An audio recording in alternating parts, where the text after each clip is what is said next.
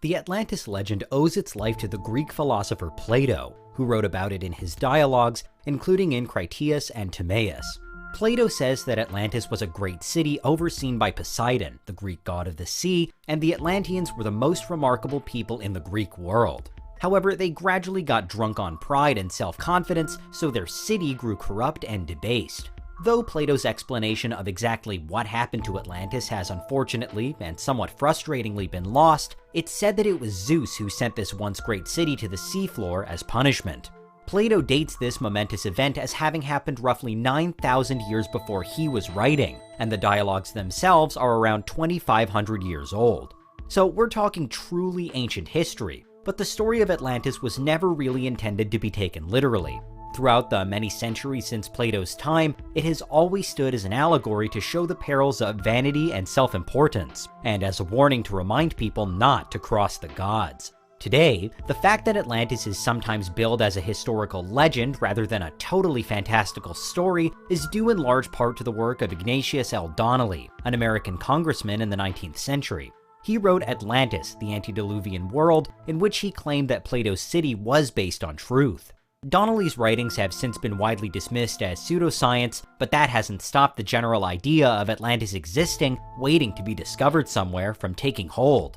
One of the darkest and more unfortunate aspects of it was that it was at one time championed by the Thule Society, a German collective which eventually came to be hugely influential in the Nazi Party.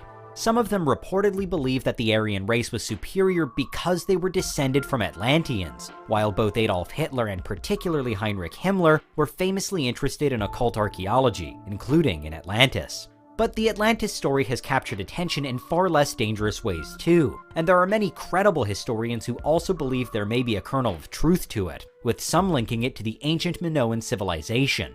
A Bronze Age society existing between circa 2700 BC up to 1100 BC, the Minoans lived primarily on the island today known as Crete, but they had settlements elsewhere in the Aegean Sea too.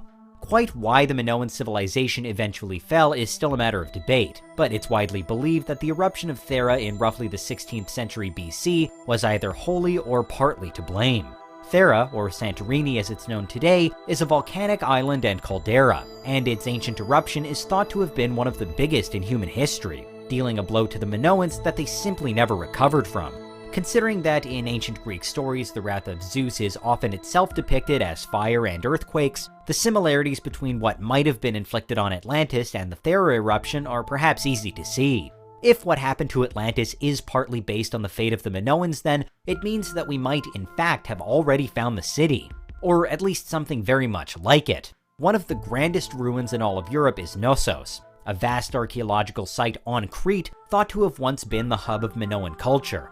Though the ruins have existed for thousands of years, they weren't discovered until the late 19th century, just a few years before Ignatius Donnelly wrote his book expanding on the Atlantis legend.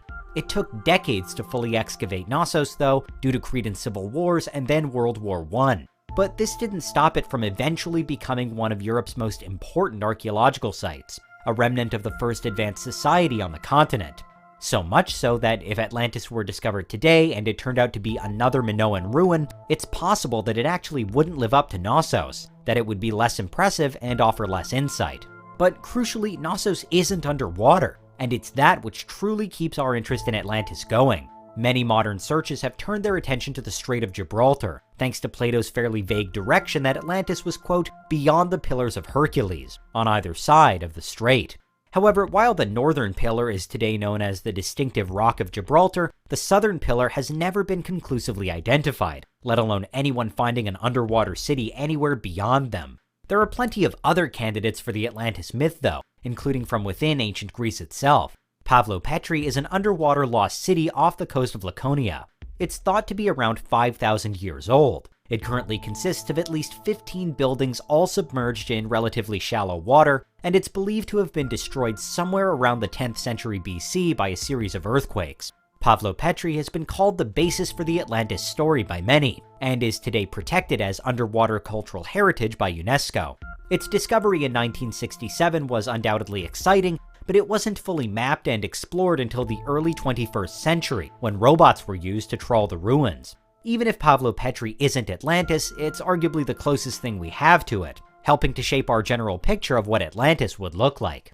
Elsewhere, some of the most ancient ruins in the world also already exist underwater. Atlit Yam, for example, is a Neolithic village off the coast of Israel, which originally stood 8,300 years ago. And then there's what's sometimes called China's Atlantis, the city of Xicheng, or Lion City, which was submerged on purpose in 1959 to create a reservoir.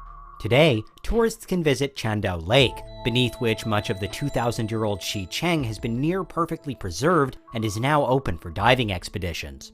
Clearly, something like Xicheng could never be a contender for Atlantis, given that we know precisely when and why it was flooded over, but sites like these still show how historic buildings change and disintegrate underwater, further influencing what we imagine Atlantis to be. Of course, not one of the many underwater ruins on Earth is populated by anything other than fish and sea creatures. And until we find such a place, a fantasy civilization supporting Atlantean merpeople or something similar, the legend of Atlantis is sure to roll on. As we've already proven with sites like Pavlopetri, confidently identifying any sunken ruin, placing it at any specific point in time is no mean feat. So we may never be absolutely certain that any newly found archaeological site is the source of Plato's inspiration.